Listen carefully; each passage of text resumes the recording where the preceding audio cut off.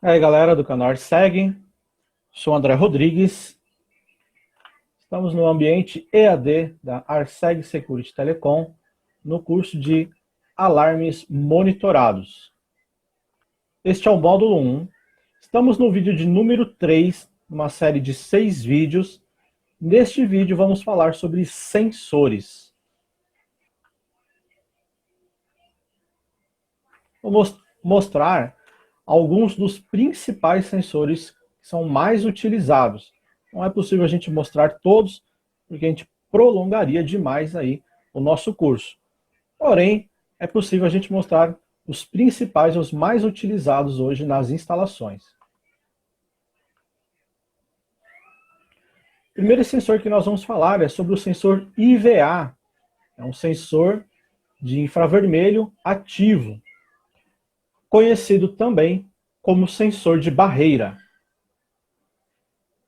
Este tipo de sensor ele é muito utilizado em ocasiões onde não é possível utilizar uma cerca elétrica, em locais também onde você tem o portão de garagem, aquele portão automático com abertura e fechamento da garagem, então a gente utiliza este sensor menor, que é de apenas um feixe. Também existem casos que são colocados esses sensores em janelas ou em vidraças, e a gente vai explicar exatamente como faz isso. Os modelos que eu estou mostrando são dois aqui, né? Temos este sensor de 2 feixes, muito utilizado aí para muros, e o sensor de um feixe, como eu disse, que é mais utilizado para portões de garagem, aonde quando o carro passa por esse sensor, se por um acaso o motor estiver fechando o portão, ao passar pelo sensor, o portão para de fechar e ele recua e volta a abrir, para evitar a colisão do portão com o carro. Além desses dois modelos, também existem os modelos de 4 feixes e de 6 feixes, onde você pode alcançar uma altura maior com estes sensores, e estes modelos sim, você colocar aí em janelas ou em vidraças grandes, vitrines, para detectar a intrusão de uma pessoa. Como que funcionam esses sensores? Você sempre vai trabalhar com um par de sensor. Então, quando você compra este sensor, ele já é vendido com o par. Então, você sempre terá um transmissor e um receptor.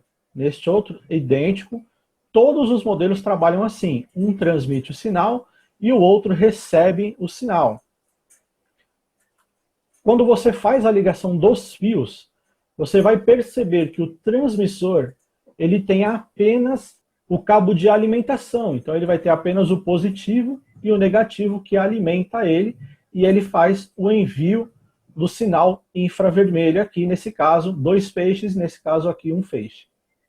E do outro lado você tem o receptor, aonde além dos 2 fios de alimentação, positivo e negativo, você vai ter a saída que vai para a central de alarme, para ela receber o evento e saber que aquele sensor foi violado. Então, esse aqui é o que recebe o sinal. Então, quando ele deixa de receber o sinal do outro sensor, ele é ativado e manda aí o sinal para a central. Esse aqui é o método de ligação mais comum, onde você tem um transmissor enviando para o outro e nada mais além disso. Porém, existem cenários que é necessário colocar mais de um par de sensores. E esse aqui é um exemplo. E existe a maneira correta de você fazer a ligação. Se você fizer a ligação quando um está após o outro, mesmo que eles estejam um pouco mais alto e um pouco mais baixo um do que o outro, você não pode ligar sempre desta maneira, ó, transmissor, receptor. Por qual motivo? Este equipamento ele está enviando o sinal para cá, no sentido do receptor. E este sinal pode acabar interferindo no outro receptor que está aqui deste lado. Então, vamos dar um exemplo aqui, né? Ele está enviando o sinal e pode acabar afetando o último sensor, que está aqui no final. Então, mesmo que eles estejam um pouco mais alto, um pouco mais baixo aqui, pode acontecer de um acabar enviando o sinal para o outro. E qual que é o ideal para você fazer a ligação? Os transmissores, um de costas para o outro, como na figura abaixo aqui. Dessa maneira, você não terá aí, né, uma interferência de um para o outro. Então, é importantíssimo você se atentar a esse tipo de ligação quando você for fazer em cascata a ligação dos sensores.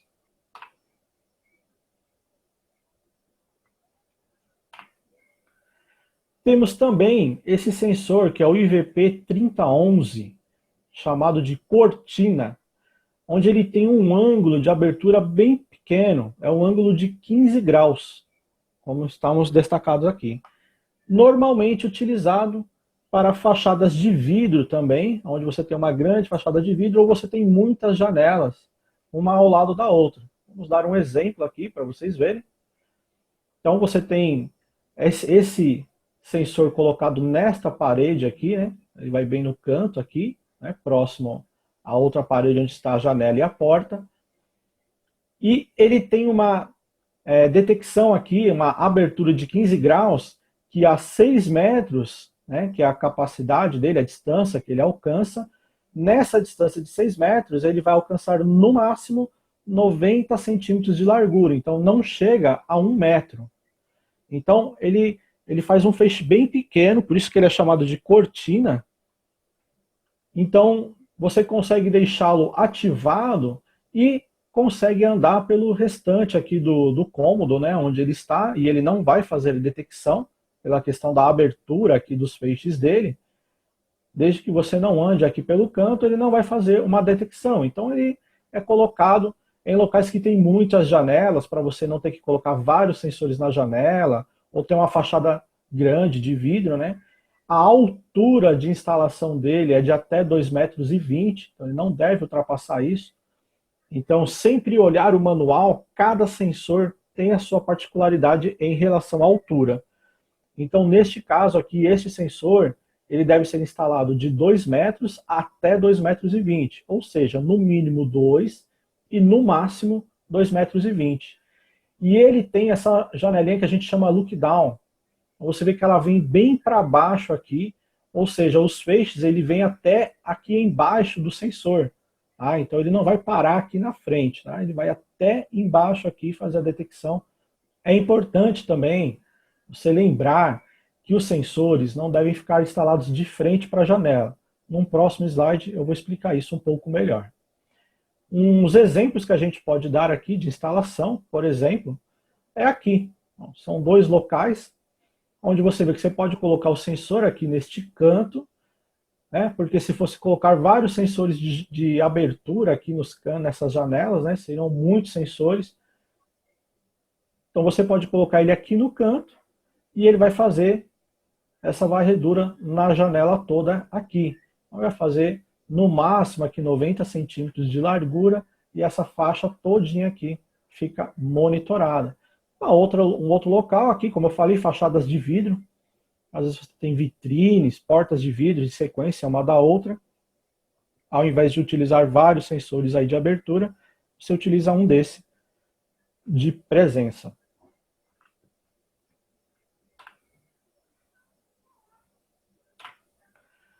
Temos o IVP3011 teto.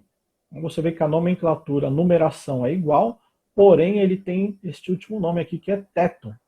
Tá? E o ângulo de detecção dele é de 360 graus. Então, obviamente ele é para ser instalado no teto do local onde você quer monitorar. Então a altura de instalação recomendada para ele é de 4 metros. Então, se você coloca, quanto mais você baixar este sensor, menor vai ser a abertura dele. Tá? Neste caso, ele tem uma abertura de 7 metros. Instalado na altura de 4 metros, ele vai ter uma abertura de 7 metros. Então, 3,5 metros para cada lado. É um ângulo de abertura bem grande. Muito utilizado em lojas onde você tem gôndolas, onde você tem obstáculos, que se você colocasse ele na parede, os obstáculos aí impediriam a detecção do movimento. Então você pode colocar ele no teto, por exemplo. Você também pode colocar ele no centro de um cômodo, né, no centro de uma sala, no teto, e ele detectaria a movimentação em toda a sala, por exemplo. Então, quanto mais você baixar ele, menor será a abertura que ele vai pegar aqui nas laterais. Então, é necessário fazer alguns testes, né, na hora de instalar esse sensor, para você verificar aí qual vai ser a abertura que ele vai atingir. O sensor de abertura de janela, nesse caso aqui é o CHAS 4000, que nós estamos falando, e ele tem, como nós falamos, a tecnologia Smart, como já explicamos em outros vídeos das centrais com essa tecnologia. Quando ele tem a tecnologia Smart, além de trabalhar na modulação OOK, ele também trabalha nessa modulação FSK. O que significa isso? Se você tem uma central que não tem a função Smart, ela consegue fazer a detecção de que esse sensor foi aberto. Depois disso, o sensor, como ele já enviou a detecção de abertura, ele para de enviar comando para a central de alarme. Então, quando a central de alarme não é Smart, ela sabe que abriu, mas depois ela não sabe se ele continua aberto ou se ele já fechou. Então, é para detectar apenas o momento da abertura. Quando você tem uma central com a tecnologia Smart, e você muda a modulação dele de OOK para FSK, a central de alarme consegue entender se ele está aberto ou fechado. Então isso evita que você ative a sua central de alarme com alguma porta ou janela que ainda esteja aberta utilizando este sensor. Então, fazendo isso, a central consegue entender que a porta está aberta ou fechada.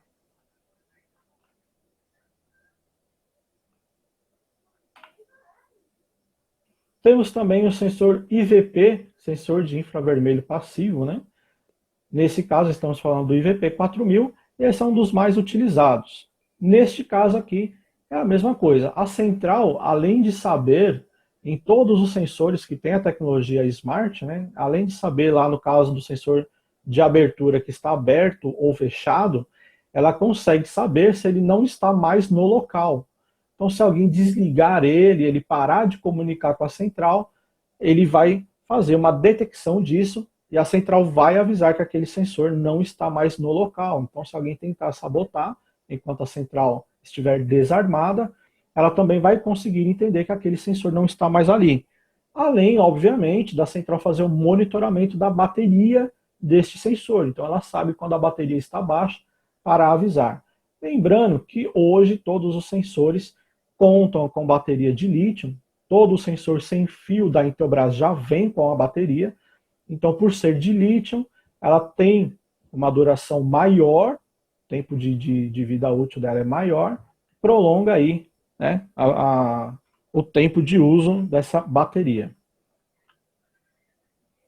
Este sensor tem um ângulo de abertura maior, então ele tem 115 graus, né, de detecção de abertura.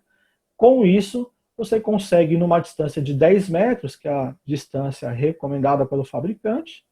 Então, nessa distância de 10 metros, você consegue 4 metros de largura. Tá?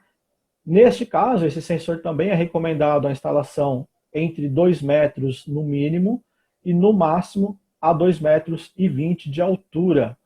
Se você ultrapassar isso, obviamente terá problemas na detecção de movimento. É sempre importante você olhar no manual do equipamento qual a maneira que o fabricante recomenda a sua instalação. Então, como eu falei com o outro sensor de cortina, ele deve ser instalado para pegar a detecção de movimento na transversal. Então, você nunca deve colocar ele de frente para o lugar onde você quer que ele detecte o movimento. Por exemplo, eu não posso colocar ele virado de frente para essa porta. Ele vai fazer a detecção de movimento? Sim, mesmo que ele esteja virado de frente para a porta, ele faz a detecção de movimento. Afinal de contas, uma pessoa andar em linha reta é muito difícil, né? Mas a detecção vai demorar um pouco mais. todo sensor de movimento ele foi projetado para pegar a detecção na linha transversal. Então o sensor está aqui do lado, eu passo aqui na transversal e a detecção ela é muito mais rápida. Uma outra questão é você nunca colocar ele virado para janelas de vidro, principalmente por questão do calor do sol, que pode fazer com que o sensor faça disparos em falso. Então você nunca deve colocar ele aí, como boas práticas, né, virado para a janela de vidro. Então se você tem janelas de vidro, vidraças grandes, você sempre coloca ele aqui já ao lado da janela, né, na mesma parede ao lado da janela, para não acontecer aí um disparo em falso. E nesse caso a gente colocou ele na quina. Você percebe aqui que a instalação é de quina, né? Então ele está pegando essa e essa parede, fica de quina. Ele já tem, inclusive, as cavas do lado aqui, onde ele encaixa certinho para ficar em 45 graus. E fazer a melhor detecção aí no ambiente. Ele também tem uma pequena curvatura em cima para você colocar ele no teto, se for necessário. Então, se ele ficar a mais de 2,20 m, ele teoricamente é instalado no teto, né? No padrão, o teto dos locais tem 3 metros de altura, então ele já se inclina e acaba pegando um ângulo melhor. Lembrando sempre que a recomendação é que ele seja instalado a, no máximo, 2,20 metros de altura.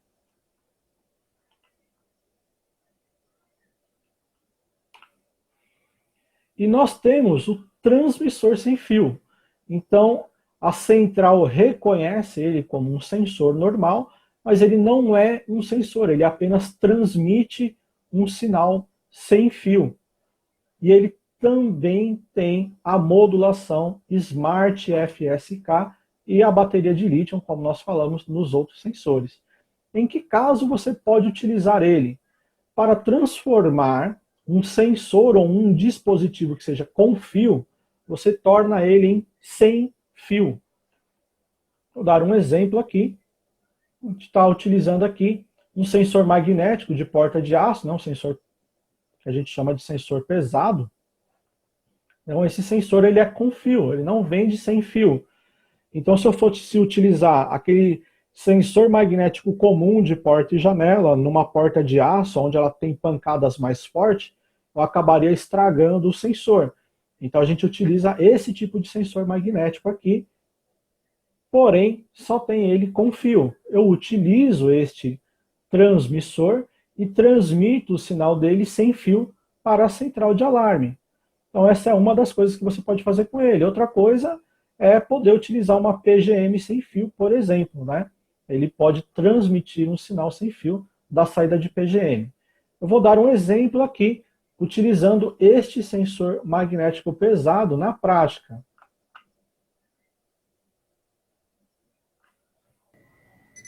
Pronto, saímos do modo de programação, a central já está pronta aí para receber e para trabalhar no modo de programação, tá ok? Então vamos conectar novamente aqui o sensor com fio nele.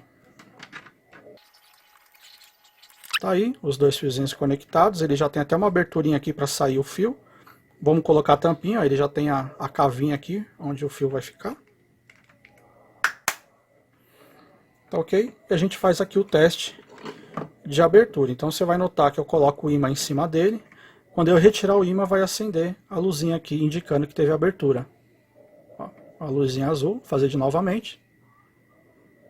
Pronto, a luzinha acendeu. Então você viu aí como funciona a transmissão sem fio dele. A mesma coisa seria com uma PGM. Lembrando que desta maneira aqui, apenas esse transmissor precisa ter a bateria. Então ele já vai fazer isso. Se você utilizar, por exemplo, um outro exemplo que a gente vai dar aqui é o sensor IVA. Então, sensor IVA também ainda, né, não existe um sem fio. Estamos aguardando o lançamento de um sensor deste de barreira, sem fio, mas ainda não tem. Então, se eu tiver um local onde eu não consigo levar o cabeamento dele até a central de alarme, porque normalmente ele está em ambiente externo, e nem sempre a gente tem uma tubulação para isso, um local adequado para passar o cabo, eu consigo fazer a transmissão sem fio. Porém, você não pode esquecer que este dispositivo aqui, ao contrário do sensor magnético, ele precisa ser alimentado com 12 volts. Então você vai precisar ter uma fonte 12 volts para alimentar ele. Então, você pode colocar uma fonte direto na tomada, né, uma fonte de 12 volts comum de no mínimo 1 ampere para alimentar esse dispositivo, ou você pode utilizar inclusive aquelas fontes com bateria, como a FA1220 da Intelbras. É uma fonte, né, onde ela também tem uma bateria interna. Então, na falta de energia, este equipamento continua funcionando normalmente.